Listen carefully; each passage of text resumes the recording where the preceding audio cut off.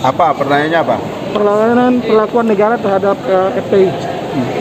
Jadi saya sudah bilang berkali-kali, sepertinya ada kekeliruan dari para penasihat presiden di dalam memahami cara negara bekerja, gitu, ya.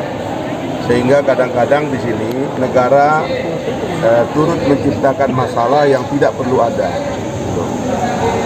Saya mengatakan itu tahun 2017, ya.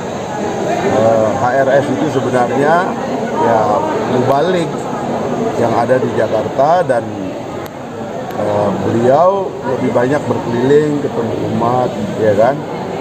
Tapi tiba-tiba ada identifikasi membuatnya seolah-olah sebagai musuh negara. Akhirnya beliau mendapat simpati besar tentunya, karena negara setiap memberikan respon kepada sesuatu tentu respon baliknya juga akan besar. Inilah yang terjadi sekarang.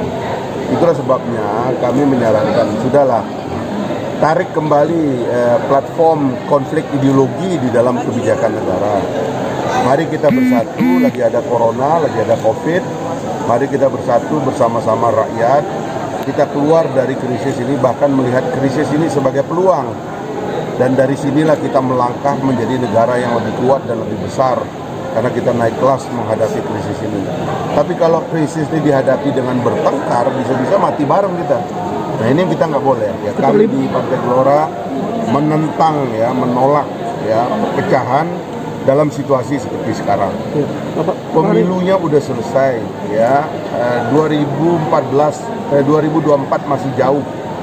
Sekarang ini kita selamatkan pilkada yang akan melahirkan 270 para pemimpin baru di daerah. Elit pusat nggak usah, ya, mengembangkan konflik ideologi, bahkan konflik diturunkan ke daerah-daerah. Jangan, sekarang ini nuansa persatuan yang kita perlukan. Karena itu sekali lagi kami mengajak, mari bersatu, mari hilangkan konflik ideologi. Kita boleh jaga jarak dalam COVID, jaga jarak fisik, tapi jangan jaga jarak pikiran, jangan jaga jarak perasaan kita. Kita adalah sesama anak bangsa. Hari ini adalah hari-hari kita bersatu menghadapi cobaan. Pak Fahri, keterlibatan TNI menurut Pak Fahri dalam soal ini seperti apa? Keterlibatan TNI.